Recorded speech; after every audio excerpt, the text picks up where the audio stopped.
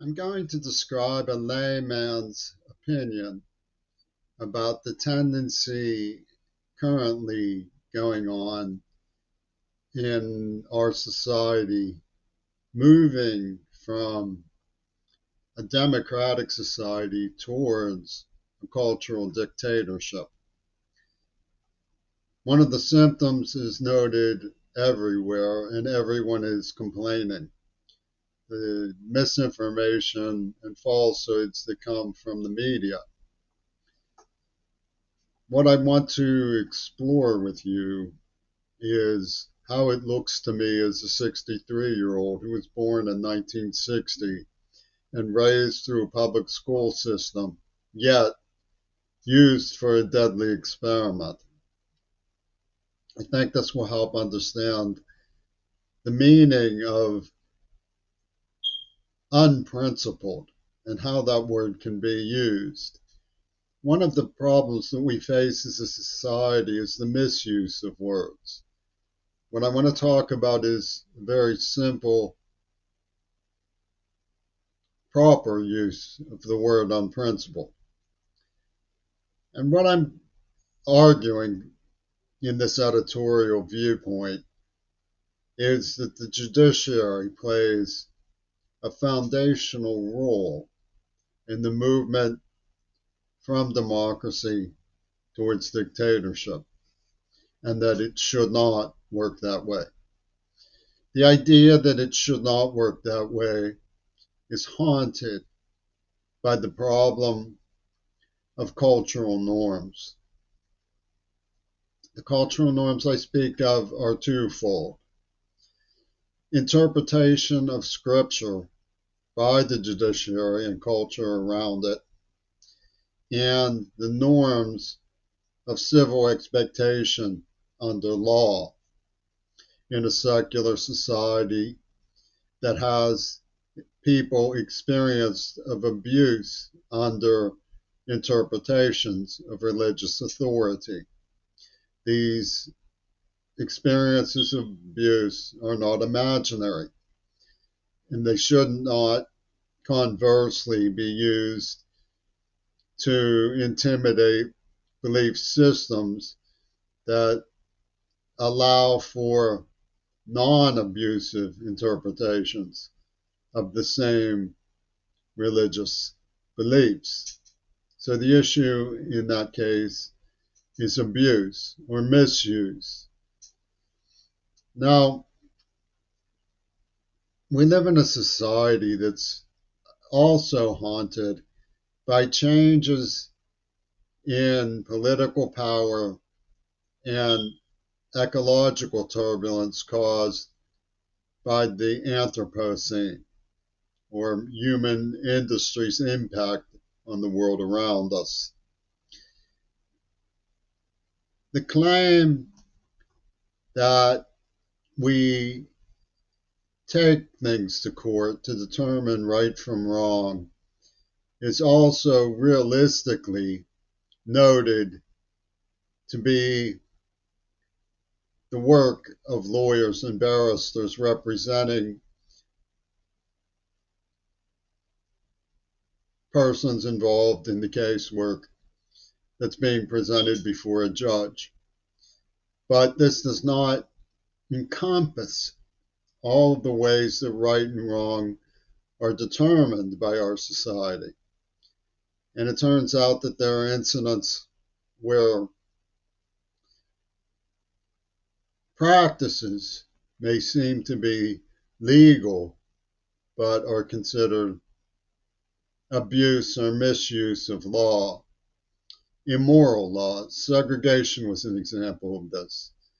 And when I was growing up, our society was coming to the understanding that equal opportunity, equal access to education, and equal rights to freedom of association under law, under common behavioral norms, was the right of everyone. Well, if something goes wrong, sometimes it goes to court and sometimes it's solved in the culture. Sometimes it falls under the event horizon and gets swept under the carpet. Sometimes it gets picked up by media and made into a song and dance, a parable, a narrative, a storyline, a celebrated issue, a celebrity, a front page column, a headline, a scandal, and sometimes even a slander. The judiciary is expected to hear what comes before it on the basis of rules of procedure and laws of evidence, and sometimes discretion is necessary. But that didn't stop simple moral narrative, moral argumentation, moral interpretation, moral observation to allow South Africa to call Israel before the International Court of Justice and to be ruled of in favor of their point of view. That's not what this is about. This is about when moral arguments are knowingly, moral narratives are knowingly, moral evidence are knowingly swept under the carpet by the judiciary in order to let custom take care of business. Custom in this case is brutalization by a wolf pack, and the judiciary is allowing this to happen. It's not standing up the way the International Court of Justice is and saying we will look over the realities and facts in this issue. Instead, they're saying keep it away from this desk. Keep it away from this procedures. Don't allow the barristers to look at it or understand. Move along, sonny boy, or you'll get more of the same good treatment from the Commonwealth who are enthralled by the abuse and misuse that they're allowed to get away with when the judiciary averts its eyes. And that is organized somewhere. Democracy comes about because of fair play. Mob scenes have nothing to do with fair play. So when the judiciary is activist enough to encourage a mob scene, they are doing their part in undermining democracy. The movement towards control of mobs comes from celebrities, superstate, personality cults.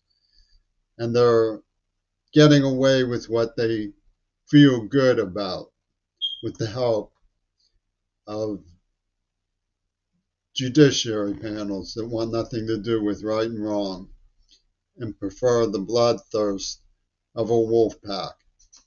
So, what you see before you is a man for whom they see as having "kick me" taped on the back of my breeches. And they think, well and good, that he should be kicked in the breeches. Now you will say the judiciary is not that corrupt, that there simply are rules and processes that have to be abided. The evidence for torture is stunning. The evidence for organized crime is irrefutable. It's a terrible disaster for the Commonwealth, affecting so many people that it takes a good deal of bravery to admit that the evidence even exists. Conversely, the judiciary was willing to go along with it. They were that brave, but they're not willing enough to own up to it. And they hide it under gestures of drama club, affairs. They believe that when the military, for strategic symbolic purposes, uses a little boy callously for sex in a time when adults are extolling the rights of freedom, when courts hear all the time about two-timers, divorces, cheating wives and cheating husbands, multiple affairs, all the time. They hear about these things all the time. They're virtually normal. They deceive a little boy into going along with abuse of his person through fright, trauma, bewildering violence, and then say, we don't care to hear about this. And we will ostracize any member of the Bar Association who takes it on. And if you continue talking about it, we're going to cancel your vital appointment with nutrition and use the food weapon to prevent you to discuss what the meaning of this evidence is. So the judiciary plays a good deal of role and has a good deal of leverage in the refusal to protect democracy in our society from the abnormal rise of personality cult powers, dictatorships intent on a wolf pack and a mob scene. And they're simply allowing this game, this sport of prey, human prey, in the name of some sort of fanciful metaphorical process that goes on behind the scenes in their psyches. Let me tell you what a rational society would do when it comes to fornicating. They would teach children that is the power of the force of life and creation. Plain and simple, society ostracizes those who don't behave normally when it comes to their passion for one another. So what is abnormal? According to this law enforcement wolf pack dictatorship, normal is abstinence, total abstinence, except to marry one person for the purpose of children. It's not me disputing that. It doesn't matter if I'm not disputing it or if I am disputing it, because a lot of people feel very differently about those things. What I resent is the fact that the judiciary has refused to admit that they cooperate with a variety of opinions. They rule in favor or against child support in the case of a cheating wife, child custody, all the time, every day. Family law is a never-ending series of people trying to hoodwink one another for profit in